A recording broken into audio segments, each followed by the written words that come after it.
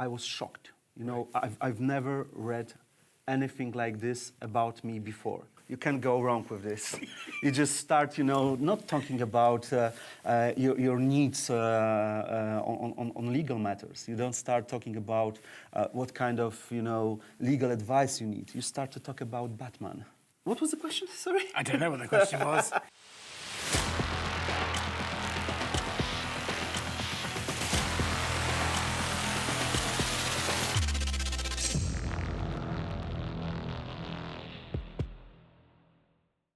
Hello, and welcome to the latest episode of But Is It Legal? The podcast from TBD Marketing. I'm Simon Marshall, your host, and today I'm joined by the brilliant Pawel Sawicki. I'm going to get it right, first time hopefully. Pawel, would you mind introducing yourself to the audience today? Hello, Simon. Hello, everyone. Pleasure to be here. It's great to be here. Thank you for the invitation. My name is Pawel Sawicki. I'm an advocate, partner at Bird & Bird. Leading our white-collar practice at our Warsaw office in Poland. So pleasure to be here.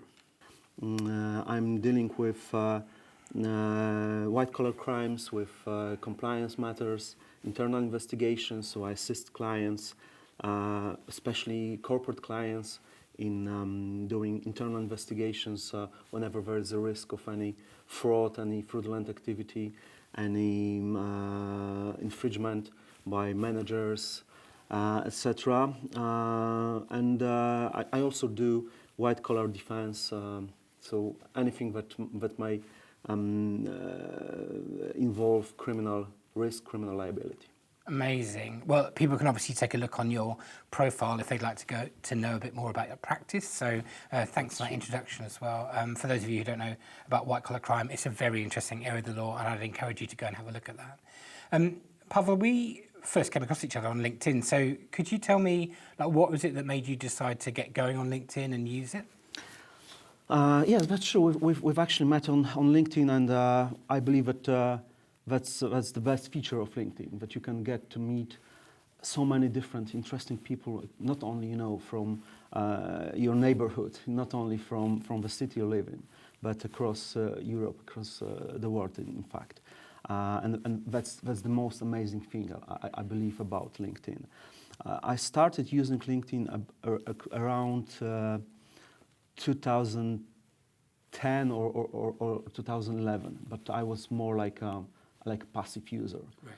So I was only scrolling the posts. I was reading other people's content and not posting at all.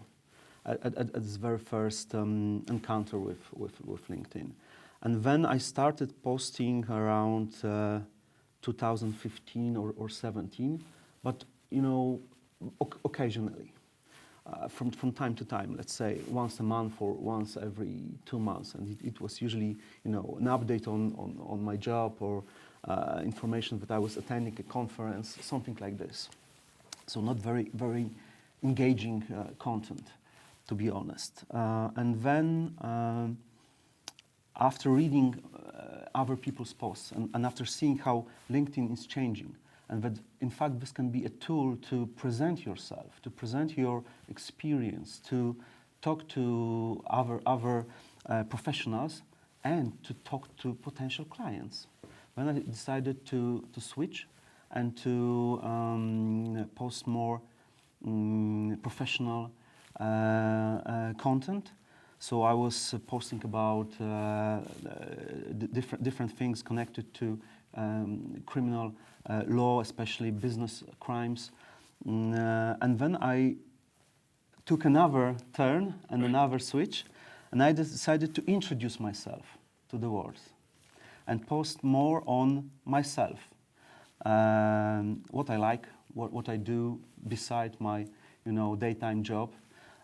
Because I'm not a lawyer only. It's quite hard to talk about some of the things that you do, given you're a white-collar crime specialist. You can't talk about all of the matters you're working on, the investigations you're involved in. So absolutely. When you're sharing that kind of content, what changed? What did you start sharing about? I've divided my LinkedIn activity into, let's say, 3 groups. Yeah. So I still post on my profession. my professional expertise, giving some, generic advices, not discussing my clients, not discussing my cases, of course, but giving some hints and tips to potential clients. That's one part of my activity. Mm-hmm. The other part is to talk about my firm, Bert & Bert, to show some, to do some, let's say, you call this employer branding, right? Mm-hmm. So to show something more about our firm, what we do, about my colleagues, about some achievements that we do, that we have. So that's the second.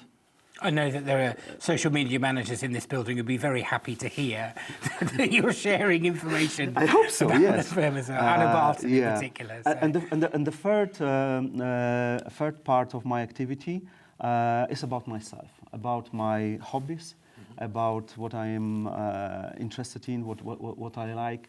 I'm a basketball fan. I'm a huge basketball fan, and I post about my local team that I support. And I must say those posts are, very, very well received. I have far better reach when I post about basketball than when I post about, important legal matters. So that's interesting thing.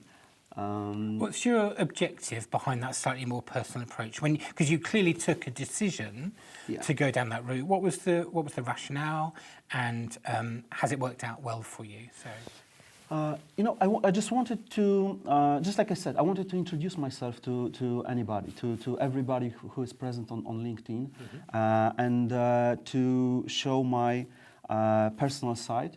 I don't want, to post on my private life, on my kids, etc.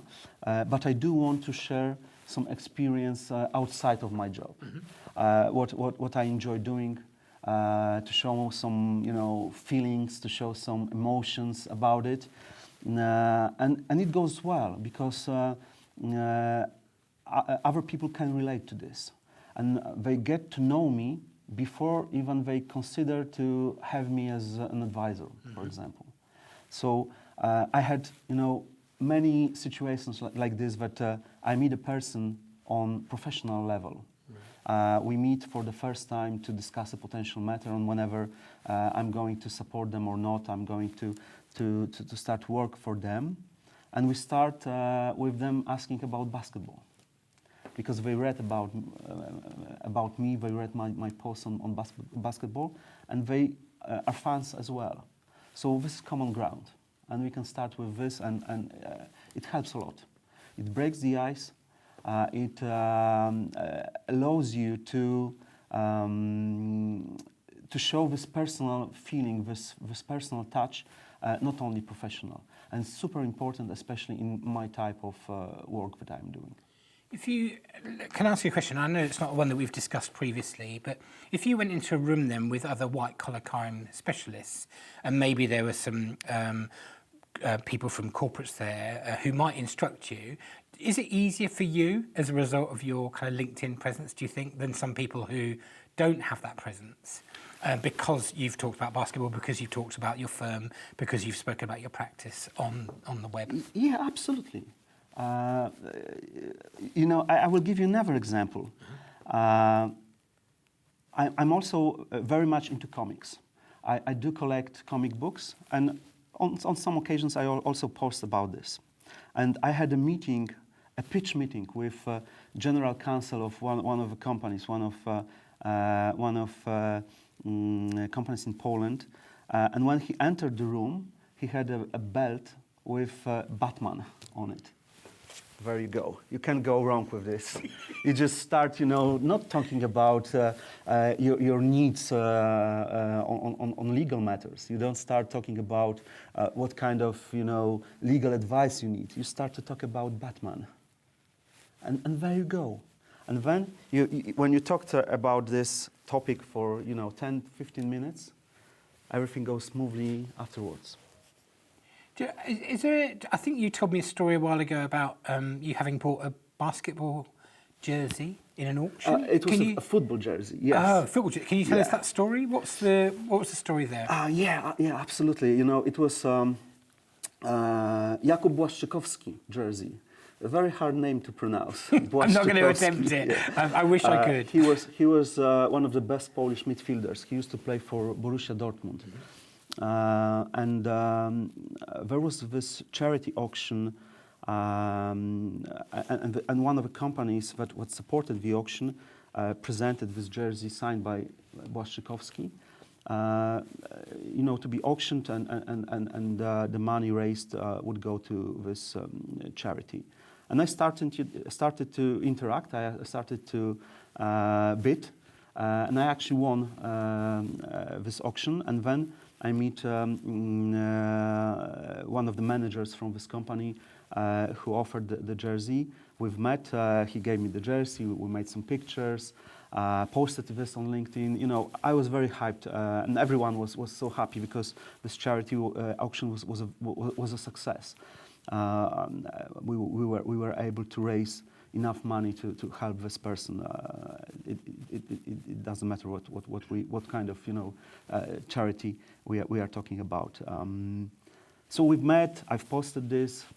Fast forward several months later, I get an email from this company, but from a different person from this company, to send an offer for implementation of whistleblowing system. And that was the time when Poland was introducing the very first law on whistleblowers. Right. I was posting a lot about whistleblowing, and as an outcome of this, I received some, you know, questions from potential clients about implementation of whistleblowing systems, platforms, and policies. And then I got this email from the company that offered the jersey to the auction, and the lady that I talked with from this company, she said that one of the reasons that I got this question, this offer. One of the reasons was that she saw the picture of me with one of the managers from this company, you know, with a jersey, and that I, in fact, was involved in this charity that they were supporting, and they became my clients. I love that, though, because it's such a great both, story. you Because know. I think it's that cocktail, isn't it, of personal content, Yeah. showing up with professional content, Absolutely. and then you've got the corporate responsibility arm of having given a charity donation as well, Absolutely. signalling Everything kind of values clicked. you've got, Everything right? clicked. But I think that if we look at an offline world for a minute, that's what happens when we establish new relationships with people offline. We find some commonality, we find food we like together, we both like the Spurs or Arsenal, never both, you know, whatever it might be, and then we establish a rapport and things flow from there, as it were. So I just think LinkedIn, in your experience that you've just shared, a couple of examples there, helps to fast forward those opportunities as well. Yes, but you need to stay consistent. Yeah. You know, when you have a networking meeting, you have like 1, 2, 3 minutes to meet somebody and, you know, find a topic to discuss. Yeah. Football, the weather, that's okay. But when you are posting on LinkedIn for some time, and you are consistent, and you appear at least once a week with a new content, once, twice a week with new content, you gain followers, and the people that follow you, they in fact get to know you, and they are the ones who will start, you know, the conversation with you. Hey, I am following you on LinkedIn, and I read this and that. I've seen this picture. Let's talk about it. So, in fact, you know, you don't have to open the conversation. They do, when you finally meet them offline. Yeah, I love that. Somebody once said to me that that's true of estate agents. When you're looking to buy a house, if you ring the estate agent 5 days on the trot, eventually they start calling you. And I think it's a bit like that, isn't it, with lawyers? I don't think I'm encouraging people to maybe post once a week. I don't really ask them to do more than that because I think it's quite a lot. They're busy people. Yeah.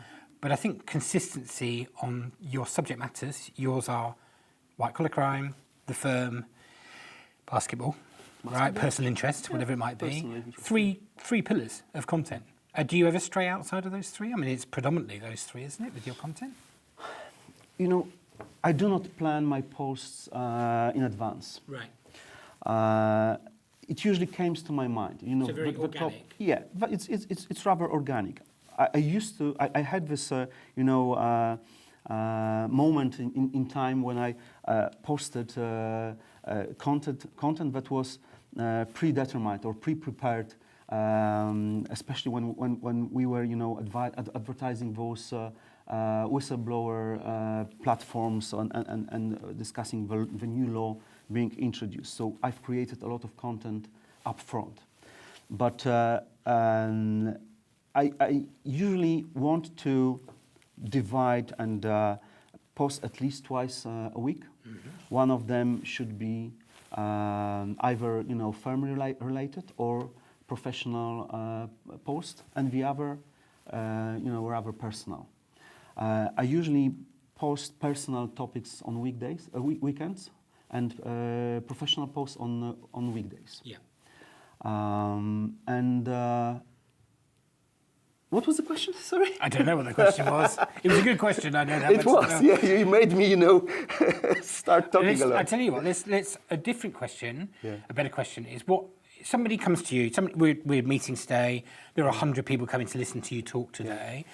What advice would you give them if they're hesitant about starting to post on LinkedIn? Because you've clearly succeeded at it and done very well. But if you look back to the Pawel that was there 3 years ago, 4 years ago, what would you say to that lawyer today? I would say that you need to think about this like it is a very long run. Right. It's not it's not a sprint. So if you think about posting once and receiving huge audience, hundreds of likes, engagements, no, it won't work. So be patient, try different things, but you need to remember that you need to be consistent. You need to post at least once a week, maybe even twice, and you need to engage. You need to start building your audience, but not only posting and forgetting about the post. You need to reply to comments. You need to see what your followers are doing, what they are posting about, and engage with their posts as well. So you need to be present on LinkedIn. It's not the situation that you can just open this platform once a week on Monday, let's say, click post, and then forget about it. You have to be present even if you are not posting anything at the moment. So you have to respond to people's actions, people's activity. You need to follow them as well. Your posting is organic. It comes to you, I'm going to post this. It was interesting, you said on weekdays. You didn't say on Tuesdays or on Thursdays, right? So I really got it was organic at the weekends. But what about that engagement bit? Is that organic too? Do you actually think in the mornings there's a 10-minute slot or a 15-minute slot and that's when I do my engagement? Or do you just fit it in around other things in life? I do not have any specific time that I am using LinkedIn. Right. I believe that I am using LinkedIn too much, maybe. Right. That's the problem, because it's so easy. It's in your pocket. It's in your mobile phone. Yeah. So some people, scroll Instagram. Others scroll Facebook. I'm not on Facebook. I do not post on Instagram. I do not post on Twitter or X. So I'm only following LinkedIn, in fact. And I really do engage in other people's posts as well. So whenever I find something interesting, I will read it, I will respond to it, I will share my reaction in order to show the person who posted it that this is okay, this is nice, and I'm really enjoying this. Many people just scroll. They do not leave any reaction, any comment, and that's okay as well. I get some direct messages from people who do not engage, openly with my posts. They do not click like, or they do not comment, but they send me a DM saying, "Hey, I enjoyed this post." So, other people's reactions are different. I think the majority of our new instructions that come from LinkedIn, so new matters, the majority come from people who don't comment, who don't like our posts. That's just my data. That's true. I agree with this. Yeah. Okay, I'd like to tell a story quickly about you, if that's all right. It's going to be a bit awkward because it's the nature of the story is a bit awkward. A while ago, I took the top 100 and I asked GPT to define the traits or characteristics of the posts of the top 100 people. And it went through the whole list and gave me 5 words for each person as well. And I then said to GPT, okay, well, what are the 5 most popular of those traits? And they were that their posts showed up as strategic, analytical, professional, engaging, and insightful. And then I said to GPT, okay, of the top 100 people, does anyone display all of those traits? And it only gave me 1 person on the list. And there was a lovely Saturday morning a while ago where I wrote to you and I said, you're not going to... We'd never chatted before. Yes, that's true. Right, we'd never spoken before. And I wrote to you and I said, I'm going to post this post about you. I hope that's okay. And it's a little bit weird and it's a Saturday morning. And I think I experienced the first time I'd seen a post really go viral in my own world, and it was yours, not mine, because I think you did something similar on the basis of what I'd shared. And an hour later, on a Saturday morning, there were 300 plus likes on this post. And the love that was pouring in Polish underneath, that means a lot to me, obviously, with the Polish family. But I could see all these lovely words and things being said. I thought, who loves their lawyer like this as well? I don't know if it's your basketball fans or your white-collar crime fans or your colleagues, but... every one of them. But it was magical. You wrote to me in the DMs as well, and just to say... Simon, I must say, when I woke up this morning and I read, first I read the message from you and then your post about it. I was going to say I was amazed, but no, I was shocked. I've never read anything like this about me before. Right. And it was amazing. A great experience for me. I was so happy. You didn't make my day. You made my week. So yeah, immediately I started writing a post about it. It was not prepared. It was very organic, very emotional, built on emotions, and that's true. That was one of my best ever posts. It had an amazing reach. Just like you said, everyone engaged. Everyone was cheering for me, congratulating me. There was a lot of love, which is quite unusual, for a white-collar crime lawyer. for a white-collar crime lawyer, and on social media. And on a Saturday. And on Saturday for morning. A lawyer. Yes, that's true. I think what was interesting when I looked at it again, because I looked at it again this morning ahead of meeting you to do this podcast, I'm going to read those words again for the audience as well. So strategic, analytical, professional, engaging, insightful. If you asked a managing partner as to what the hiring profile would be for anyone, if you asked a managing partner, if your partners could post on LinkedIn and be thought of, and they would laugh at me and say, well, 3 of those traits, Simon, I'd be very happy with. So one, I know that you got those traits and congratulations and it's lovely news, but what I got across the 100 people was, I think there were quite a number who had 4 out of 5. And then the vast majority had 3 out of 5 of those things. There's a lot of talk, I think, within firms about this idea of, are people wasting their time on social media? Are they? I don't know if you've got anything to say to that really, because my experience is actually if you're gonna resonate with your audience as those 5 traits, then that's marketing, right? We've won the game already. First of all, I hope that our CEO will listen to this podcast. And I'll send him a link. Thank you. But putting the jokes aside, I do not use ChatGPT. I do not plan my post in my head, change it hundreds of times, etc. I prepare a genuine communication that comes from my heart. Whenever, and it doesn't matter the topic. When I'm talking about my profession, when I'm talking white-collar crime, it comes from my heart. Yeah. When I'm talking about basketball or comic books, it comes from my heart. It's authentic.